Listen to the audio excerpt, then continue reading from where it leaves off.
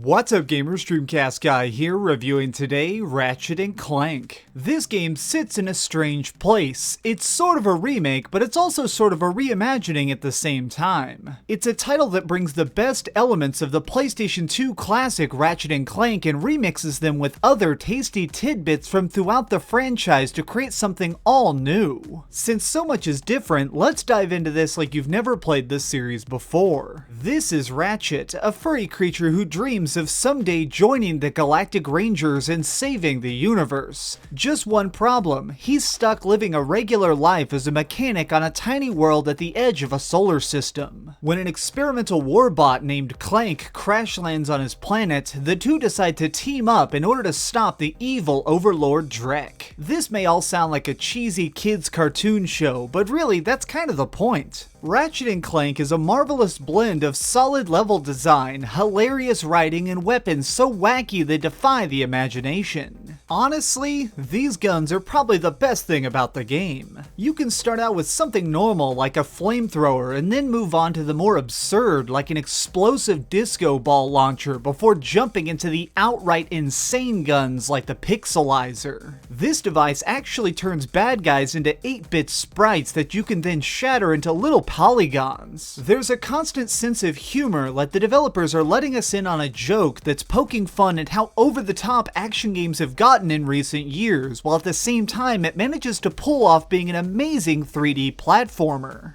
To make things even better, this is an adventure that's built around trying to keep you surprised. Each planet that we visit has hidden clues that our team is trying to discover in order to figure out why this evil army is invading. While levels are mostly comprised of running around and blasting everything in sight, there's also a different fun bonus event that takes place on every world. From flying a Star Fox-style spaceship to clear the skies of aliens, to taking direct control of Clank and solving power grid puzzles, to just having jet-fueled hoverboard races. Never does this game take a break and let you catch your breath. Instead, you're thrown from one impossible moment to the next. I even enjoyed just upgrading my guns because it was done by wreaking the most havoc possible and picking up broken crystals in order to supercharge my weapons. I often found myself going back and revisiting past zones to search for extra collectibles in order to fully max out all of my gear, and even running through levels again just for fun. I mean, seriously, look at this part right here. I'm riding a train that's actually armed with a nuclear bomb. I need to jump from car to car to stop it before it hits headquarters. There is a shark tank on this train. Let that soak in. This is Ratchet and Clank in a nutshell. Pure absurdity. It took me about 10 hours to complete everything in the game, and in that time I really only encountered two things that seemed out of place. This game was made as part of an upcoming movie, so at times you'll be playing a level and suddenly be watching a Pixar quality bit of animation. While it isn't necessarily a bad thing, you can tell that these segments were done by a totally different development team, so they can feel very different and a little bit jarring. The other tiny issue is that the difficulty can be rather random. The added challenge wasn't a real problem, it just came as a bit of a shock to suddenly be dodging death lasers minutes after I was beating back adorable sand sharks. Despite these small flaws, this is one reboot that was done incredibly well. Before this, I'd never played a Ratchet and Clank title, and now I'm dying to see where the series goes next. This is a new beginning for the franchise, and I am definitely going along for the ride. Okay, so we've heard some good and some bad, but let's head over to the ratings board and put a big number on it.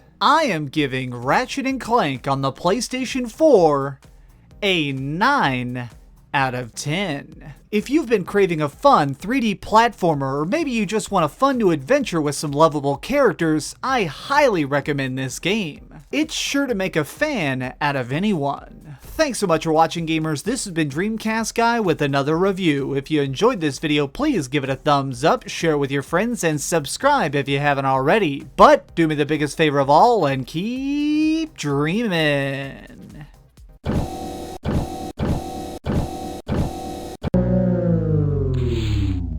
Thanks so much for watching. If you liked this video, maybe check out my last video. Please subscribe, and if you want, share this somewhere with your friends.